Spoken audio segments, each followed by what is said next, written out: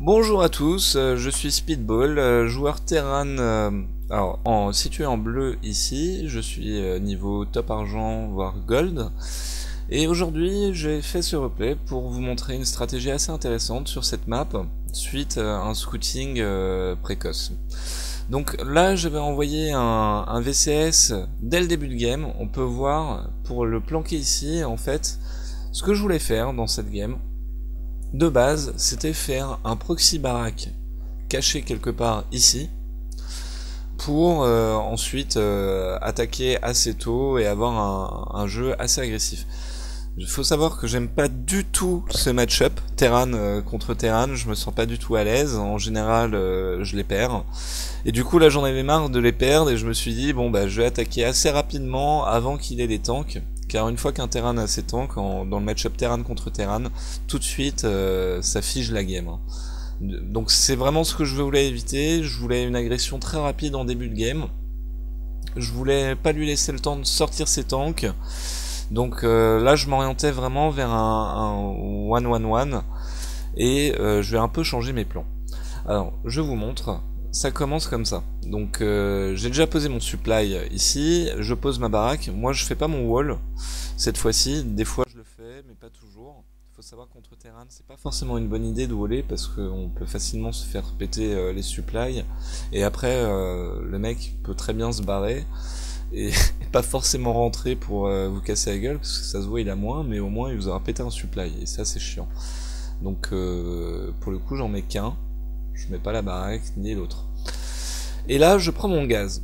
Alors pourquoi cette décision? Parce que depuis tout à l'heure, voilà un petit peu à quoi ressemble, ça fait une étoile juive, c'est pas fait exprès hein, mais voilà un peu le trajet de mon VCS, je veux le garder le plus longtemps en vie dans la base pour voir où vont être les points faibles de mon adversaire.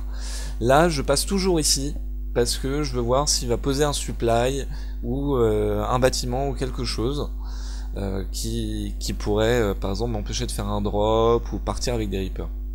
Et là je vois qu'il fait rien, du coup j'ai pris mon gaz et je pars directement sur Reaper.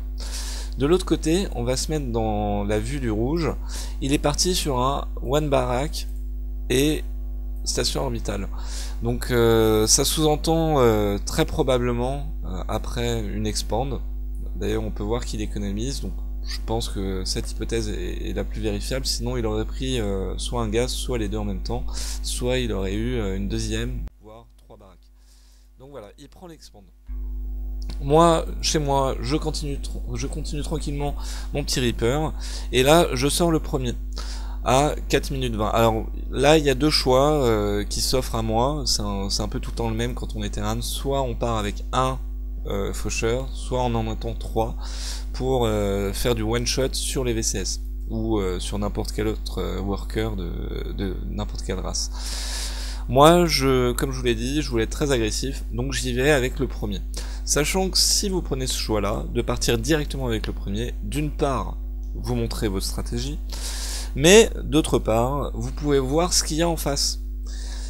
Et alors là, ce que je vais voir, c'est deux baraques supplémentaires. Donc là, je vais vraiment deviner son BO, à savoir baraque, expand et direct après les deux baraques, les deux gaz. C'est un BO standard, c'est un BO qu'un autre joueur Terran dans ma team section 13 utilise, à savoir Vinke. Donc là, je l'ai reconnu, je sais ce que je vais me prendre. Du coup, je vais vraiment continuer sur les Reapers. On peut voir que j'ai mis mon deuxième labo, je lance un deuxième Reaper. Je continue de droner à fond parce que les Reapers ne prennent pas beaucoup d'économie. Et d'ailleurs, quand on fait le compte, alors je me pose une seconde, quand on fait le compte du premier Reaper, j'ai eu 3 VCS avec. Donc j'aurais pas dû le perdre pour garder le scouting avec, mais l'affaire reste rentable puisque lui il perd 150 minerais et moi j'en perds que 50, avec 50 gaz, et je vais empêcher de prendre ses gaz, ce qui veut dire pas de tank. Je reprends la game, là je vais direct dans son expand, un autre VCS, alors est-ce que je vais avoir le deuxième? Tac, 2 VCS, et là je vais avoir le troisième. Et je me casse à nouveau, j'ai mon deuxième, et ce que je vais faire maintenant, c'est des genres de run-by entre la B1 et la B2. Puisque quand on prend une phase expand comme ça, c'est toujours le point faible, c'est-à-dire qu'on peut pas consolider la première base, la B1, et consolider la B2. Là, ce qu'il aurait dû faire, alors c'est une erreur de base, sans doute, peut-être parce que c'est un joueur argent gold, il aurait dû laisser 3 marines ici. 3 marines pour contrer les Reapers. À ce moment-là, ce que j'aurais fait si j'avais vu les 3 marines, j'aurais fait A-click avec seulement 2 Reapers pour passer là sur la falaise. J'aurais vu les marines, j'en aurais décalé un et j'en aurais laissé qu'un pour tanker, je les aurais micro-gérés avec la falaise. Le tout, c'est d'avoir la vision. Donc là, je reprends mon petit Haras, et alors là, je fais du one-shot. Donc ça va très très vite, et malheureusement, il réagit pas assez vite. Du coup, je viens ampute son économie comme pas possible. Là, il est ruiné, il a que ça comme marine, il est loin du supply block. Ça va, mais voilà. Là, en face, il n'y a pas de drone, donc clairement, c'est 400 de minerais perdus avec cette station orbitale. Le seul avantage qu'il tire de cette respawn, c'est la deuxième mule. Là, j'ai fait une petite erreur, j'ai voulu faire du forcing en me disant ça va passer, et en fait c'est pas passé au niveau du rayon du bunker. Mais du coup je vais Haras entre les deux bases, comme ça. Et moi, à mon tour, je vais poser mon expand et commencer à me développer, sortir les tanks que je redoute tant en face. D'ailleurs on peut voir qu'au niveau gaz il est très très juste, il a juste la factory, il me pose un réacteur, c'est pas le meilleur des choix, mais bon, il peut pas faire beaucoup plus parce qu'il a du minerai, mais il a pas de gaz, donc il pourra faire que des hélions de toute manière avec.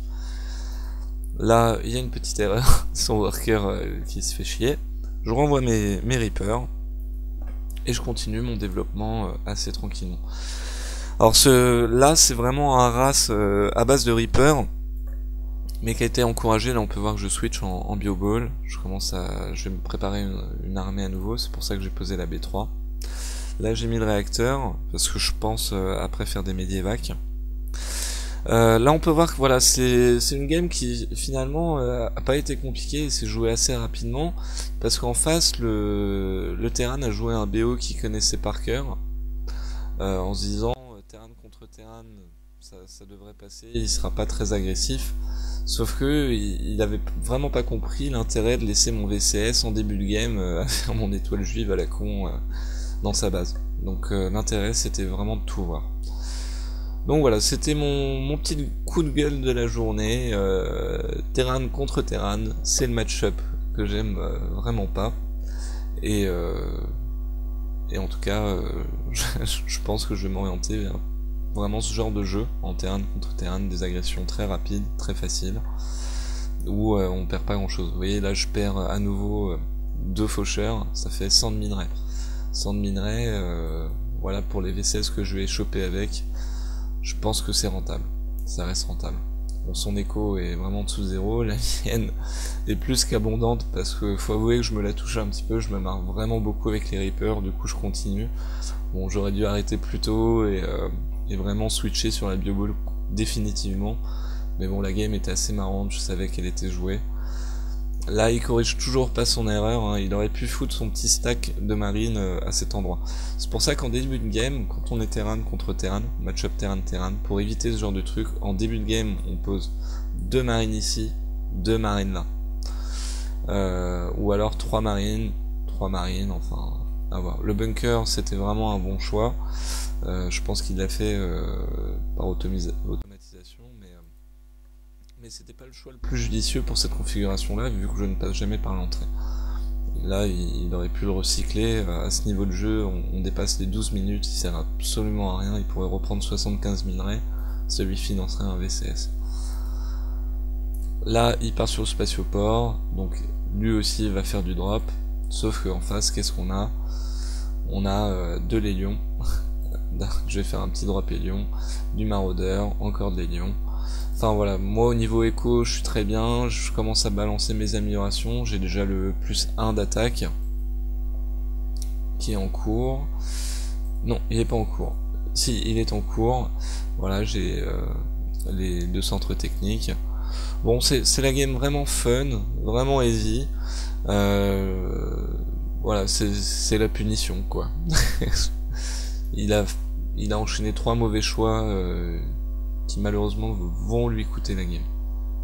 Alors là je vais pas forcément faire le malin, je vais un peu faire du forcing, je les drop à l'arrache, Et je sais plus très bien de mémoire, mais je crois que ce drop va être un peu fail. Voilà. Là par exemple il y a un misclick. Voilà, ouais, ça va être un fail. Donc voilà, là je vois le full marine. Forcément, je vais continuer les lions, hein, c'est ce qui est le mieux. Bioball et lion, je ferai qu'une bouchée de pain, surtout que je vais être à 1-1. Enfin, la game là vraiment est jouée. À moins qu'il micro-gère ses drops et qu'il les balance maintenant, ce qui n'est pas le cas. Malheureusement, il pourra pas reprendre le dessus net game. 2 baraques en plus. Ça veut dire qu'on passe à 5 baraques contre seulement 3. Ça fait une prod qui est plus conséquente, même en 6 baraques, excusez-moi, contre seulement 3, donc là on a une prod qui est vraiment plus abondante. Plus l'écho, on voit qu'au niveau écho, il met énormément de temps à se remettre des push Reaper. Au niveau des améliorations, il est également en retard. Enfin là, il n'y a plus grand chose à faire. Là je vais carrément rentrer par l'entrée principale, puisque je sais que de toute manière c'est géré, quoi, c'est plié.